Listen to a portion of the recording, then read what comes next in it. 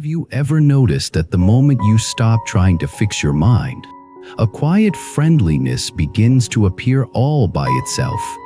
And have you ever wondered why awareness feels so close, yet you keep searching for it like it is hiding somewhere far away? Welcome back to the channel. Today we are going to enter a guided style journey into body, space and awareness, and we will do it in a storytelling way so you can live it instead of just thinking about it. Two ideas will guide our whole walk. First, you do not have to manufacture awareness because awareness is already here, and the practice is simply to recognize it again and again. Second, when you learn to feel the body in the space around experience, you stop being trapped by fear and rumination, and you begin to respond with wisdom, compassion, and steady effort, which changes the causes you plant and the future that grows from them. Let me tell you about a person who tried to meditate the way most people try to meditate. At the beginning, they treated meditation like a battle. They sat down and immediately tried to get rid of thoughts. They tried to push out worries. They tried to force calm. They tried to hold a perfect posture. They tried to be a good meditator, as if meditation were a performance. And every time they tried that, the mind became louder, the body became tighter, the breath became shallow, the person felt like they were losing against themselves. So they stopped meditating for a while, not because they did not believe in it, but because they were exhausted by trying to win. Then one day they heard a different kind of teaching. It was gentle and almost playful. It said, "You do not have to fight your mind. You can make friends with your mind. You do not have to wait until the mind becomes silent. You can learn to recognize awareness even when the mind is noisy." At first, the person did not believe it because it sounded too easy, but they were tired enough to try again. They sat down in an ordinary room. Nothing special, nothing perfect. They sat the way they couldn't. They decided on one small intention: not to be perfect, not to empty the mind, not to force peace, just to be honest and to look directly at what was already here. At first they noticed breathing, breath in, breath out. They did not control it. They simply noticed it, like watching a wave that keeps arriving without effort. Then they noticed the body, and this was the part they had ignored for years. Because they live in their head, the body felt like a background object they dragged through life. But now they tried to feel it from the inside. They felt the hands, not as a concept, but as sensation, warmth, tingling, pressure, maybe numbness, maybe heaviness. They did not judge it. They did not need it to feel a certain way. They just noticed. They felt the feet. They felt contact with the floor. They felt the weight of the legs. They felt the pressure where the body met the chair. This was already surprising, because for the first time in a long time, the person was not lost in thought. They were simply sensing. Then thoughts appeared as usual: a plan, a worry, a memory, a judgment. The mind did what the mind does. Normally the person would have followed the thought chain like a train they did not choose. They would have been pulled into story, and then into emotion, and then into tension, and then into more story. But this time, they tried something new. They noticed the thought as thought. They did not argue. They did not argue. They did not agree. They did not push it away. They simply recognized thought is happening. And then they returned to sensation: hands, feet, breath. This return was not forced. It was gentle, like guiding attention back home without scolding it. Something subtle began to change. The person noticed that thoughts could still be there, and yet there was also a kind of space around the thoughts. That space felt like room. It felt like room. It felt like openness. It felt like the mind was not a small lark box. It felt like the mind was more like a sky where clouds pass. This was the first real taste of what it means to include space in awareness. Many people try to meditate by narrowing attention tightly onto one objective that can help, but it can also become tense if the mind is fighting. But another approach is to notice the open quality of awareness itself, the space that contains everything. So the person tried this. They listened to sounds in the room, a distant hum, a small creak, a bird, maybe traffic. They did not label, they did not chase, they just heard. Then they noticed the silence between sounds, the quiet background that was always there but rarely noticed. And then something almost funny happened. The person realized awareness is not only inside the head. Awareness includes sound, awareness includes body, awareness includes space, already open thy nature. They did not need to open it, it was already open. The mind tried to grab this insight and turn it into a new project. Okay, now I must stay open. I must keep this state. I must do it right. And the moment the mind did that, the body tightened again. The person saw it immediately. The mind can turn even freedom into a new kind of grasping. So they practiced another gentle move. They allowed openness without trying to hold it. They let it be as it was. They stopped chasing a particular feeling. This became the heart of their practice. Make friends with whatever appears. If calm appears, fine. If restlessness appears, fine. If thoughts appear, fine. If emotion appears, fine. If sleepiness appears, fine. The key was not the content, the key was awareness, meeting the content without hostility. This is where compassion begins in meditation, not sentimental compassion, but practical compassion, the refusal to make your own experience into an enemy. Now the person began to explore the inner body more deeply. They noticed the chest, the rising and falling with breath. They noticed the belly, the subtle movements, the tightness or softness. They noticed the throat, the jaw, the face. They discovered that the body had been carrying old tension like armor. The armor was not evil. It was protection. Learned it over time. Fear had trained the muscles to tighten. Control had trained the breath to shorten. Worry had trained the shoulders to lift. So when the person began to feel the body directly, the armor became visible. And once visible, it could soften. Not all at once, not perfectly, but little by little. They realized that calming the mind is not only about thoughts, it is also about the nervous system. A tense body produces urgent thoughts. An urgent mind keeps the body tense. They feed each other. So the person began to use the body as a doorway instead of arguing. With thought, they softened the body. They unclenched the jaw slightly. They let the shoulders drop slightly. They let the belly relax slightly. They let the breath move naturally. Each small softening was a message to the nervous system: you are safe enough right now to release. And as the body received that message, the mind became less sharp. The thoughts still came, but they were less sticky. Now here is where space became even more powerful. The person rides something that seemed almost too simple. They sensed the space around the body. They noticed the air around the hands, the space in front of the face, the space above the head, the space behind the back, the space to the left and right. They did not need to visualize it, they simply noticed there is space. Then they noticed that the body itself is also filled with space. The mouth is space, the chest contains space, the belly contains space. Even the sensations of tingling and pressure are happening in awareness, and awareness is spacious. So they gently rested attention not only on solid sensations, but on the spaciences that hold them. When they did this, something shifted again. The mind felt less claustrophobic. Problems felt less personal. Fear felt less like a prison. Why? Because fear often feels like contraction, like you are trapped in a small room with loud alarms. But when you include space, the room becomes larger. The alarm can still ring, but it does not fill the whole world. This is a direct experience, not a theory. Now let us take this into the story of their daily life. Because meditation is not a separate world, it is training for real moments.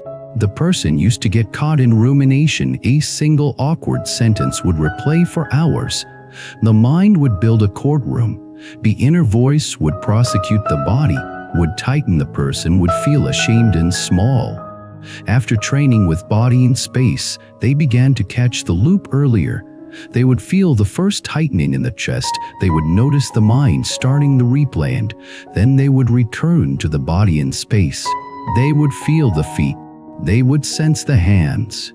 They would notice the space around the body. They would listen to sound. They would breathe.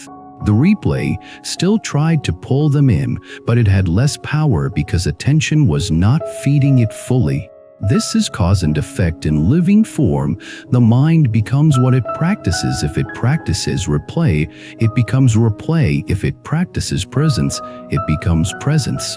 So each time the person returned, they were planting a seed of freed, a seed of wisdom, a seed of a calmer life. Over weeks, the loops became shorter, not because the person became a different human, but because the person changed what they fed with attention. They also noticed something about anxiety. Anxiety used to feel like an enemy that must be eliminated. Anxiety would rise and the person would panic about panicking, then the panic would grow.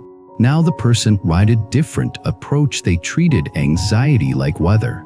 They felt the tightness in the chest. They felt the buzzing in the belly. They noticed the urge to check and control. They noticed the story trying to attach itself. Something bad is coming. Instead of believing the story, they included space. They sensed the openness around the sensations. They breathed and stayed.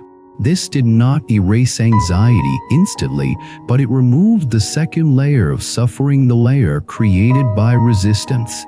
And because resistance weakened anxiety, it less fuel. The wave rose and passed more quickly. The person began to trust that they could feel discomfort without collapsing. That trust became their real security. Now the person also noticed how this practice affected relationships. In conversations, they used to be lost in their head.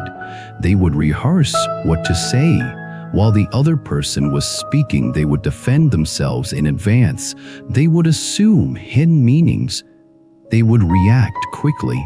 Now they practiced staying in the body while listening. They felt the hands. They felt the breath. They sensed space. This created a pause between trigger and reaction. In that pause, they could choose words more wisely. They could listen more fully. They could be less defensive. They could set boundaries without cruelty. This is where meditation becomes ethics, because a calmer mind creates less harm. A spacious awareness makes room for compassion. And compassion here is not a soft idea. It is a practical decision not to multiply suffering through unconscious reaction. Now there was a bigger turning point in the story. The person faced a setback, something real, when trauma, conflict, disappointment, say failure. The old pattern would have been collapse or panic or endless rumination. The mind would have said, this proves I am not enough. This proves life is unsafe. This will never get better. But now the person had training. They still felt pain. They still felt fear. They still felt grief, but they did something different. They felt the body. They noticed the mind story. They included space. They breathed. They allowed the wave.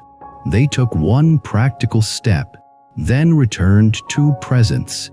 The event did not become pleasant, but the inner war was reduced. The person did not add as much extra suffering.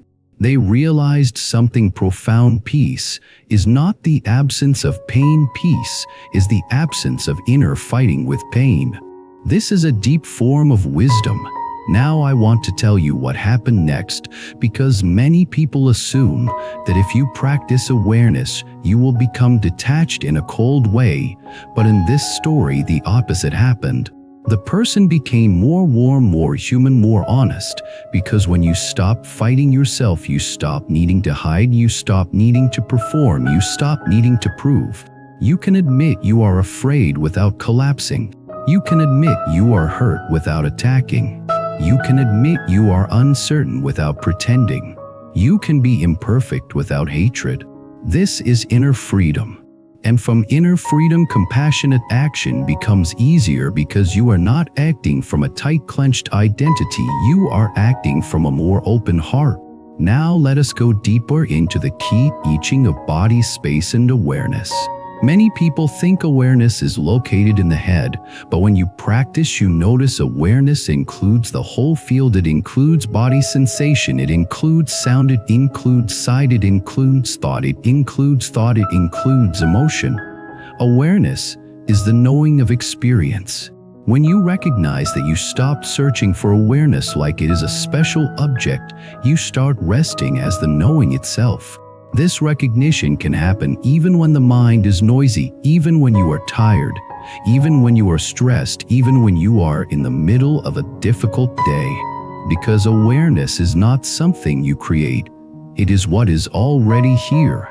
So the person began to practice short moments throughout the day. While washing hands, feel water and temperature and movement. While walking, feel feet and notice space.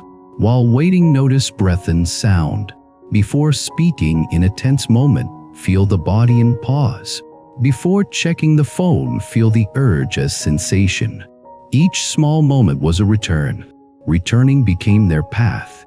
Now here was the part that changes destiny, because destiny is often the momentum of your habits of attention, your habits of reaction, your habits of speech. When you return to awareness, you change your habits. When habits change, outcomes change. When outcomes change, your future changes. This is karma as cause and effect, not as superstition. The person noticed their life becoming less chaotic, not because life stopped happening, but because they were less reactive. They created fewer fires with their words. They made fewer impulsive decisions. They recovered faster. They also noticed discipline became easier, not harsh discipline, but steady discipline, because awareness reduces the need to escape discomfort. When you do not need to escape, you can do the right thing more consistently. This is why awareness is power. It gives you choice. Now let me bring in a final story scene that made everything real for them.